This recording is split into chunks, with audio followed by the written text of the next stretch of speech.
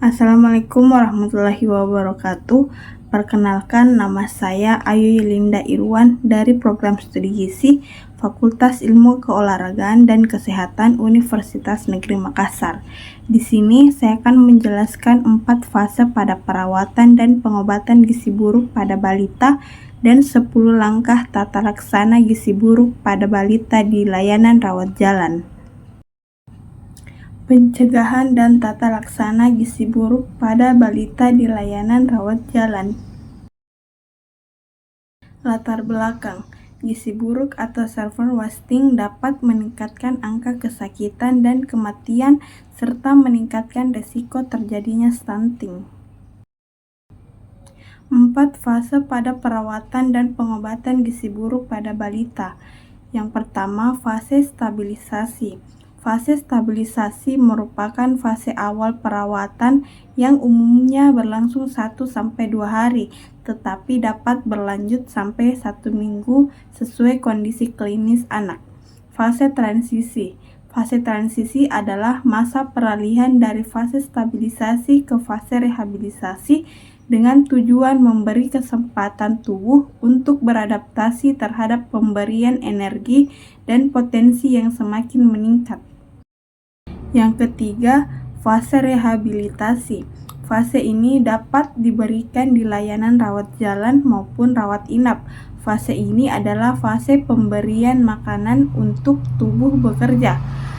Yang keempat, fase tidak lanjut.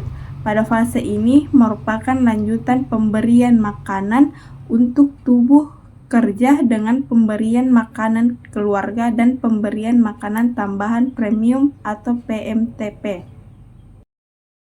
10 langkah tata laksana gizi buruk pada balita di layanan rawat jalan. Langkah yang pertama itu mencegah dan mengatasi hipoglikemia.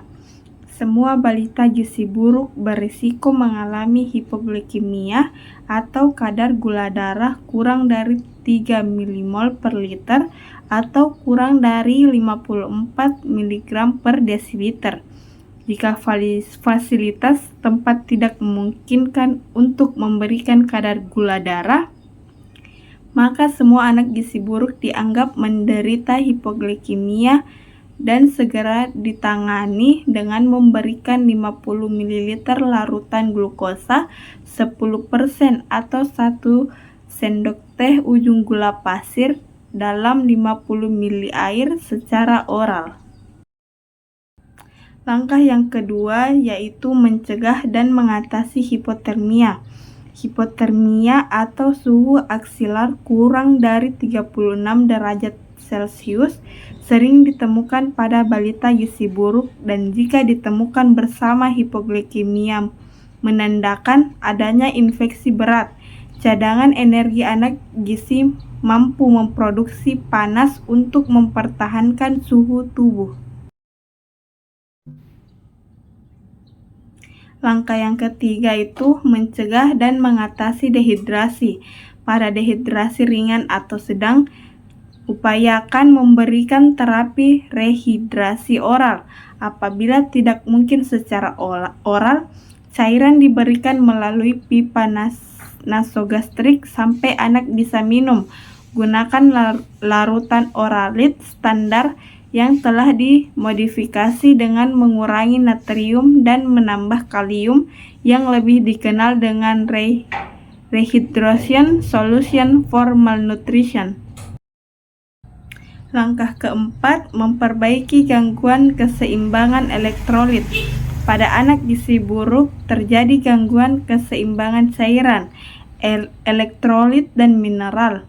Untuk mengatasi gangguan keseimbangan elektrolit tersebut, diberikan mineral mix yang ditambahkan ke dalam formula WHO atau formula 75, formula 100, dan Resomal.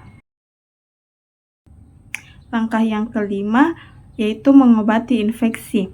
Balita gizi buruk seringkali menderita berbagai jenis infeksi, namun sering tidak ditemukan tanda atau gejala infeksi bakteri seperti demam, Karena itu, semua balita gizi buruk dianggap menderita infeksi pada saat datang ke fasilitas kesehatan dan segera diberi antibiotik.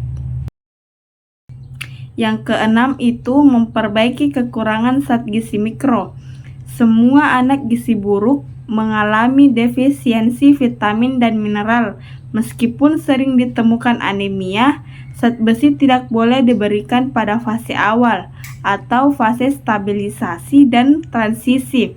Zat besi baru diberikan setelah anak mempunyai nafsu makan yang baik dan mulai bertambah berat badannya, atau biasanya pada minggu kedua mulai fase rehabilitasi.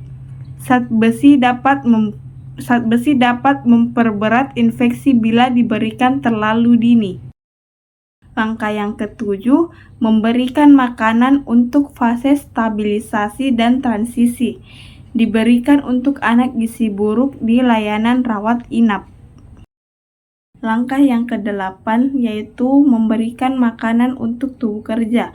Pada fase rehabilitasi terjadi replesi atau pemulihan jaringan tubuh sehingga diperlukan energi dan protein yang cukup. Diberikan energi 62, 150 sampai 220 kilokalori per kilogram berat badan per hari, protein 4 sampai 6 gram per kilogram berat badan per hari. Langkah yang kesembilan, memberikan stimulisasi untuk tumbuh kembang. Stimulisasi diberikan secara bertahap dan berkelanjutan sesuai umur anak terhadap 4 aspek kemampuan dasar anak, yaitu kemampuan gerak kasar, kemampuan gerak halus, kemampuan bicara dan bahasa seperti kemampuan sosialisasi dan kemandirian. Langkah yang ke-10, mempersiapkan untuk tindak lanjut di rumah. Persiapan untuk tindak lanjut di rumah dapat dilakukan sejak anak dirawat inap, misalnya melibatkan ibu dalam kegiatan merawat anaknya.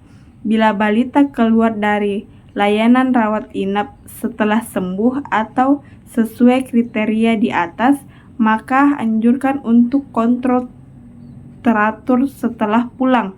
1 kali per minggu pada bulan pertama, 1 kali per 2 minggu pada bulan kedua, selanjutnya 1 kali per bulan sampai 6 bulan atau lebih. Itulah tadi penjelasan dari 4 fase pada perawatan dan pengobatan gizi buruk pada balita dan 10 langkah tata laksana gizi buruk pada balita di layanan rawat inap. Sekian dari saya. Assalamualaikum warahmatullahi wabarakatuh.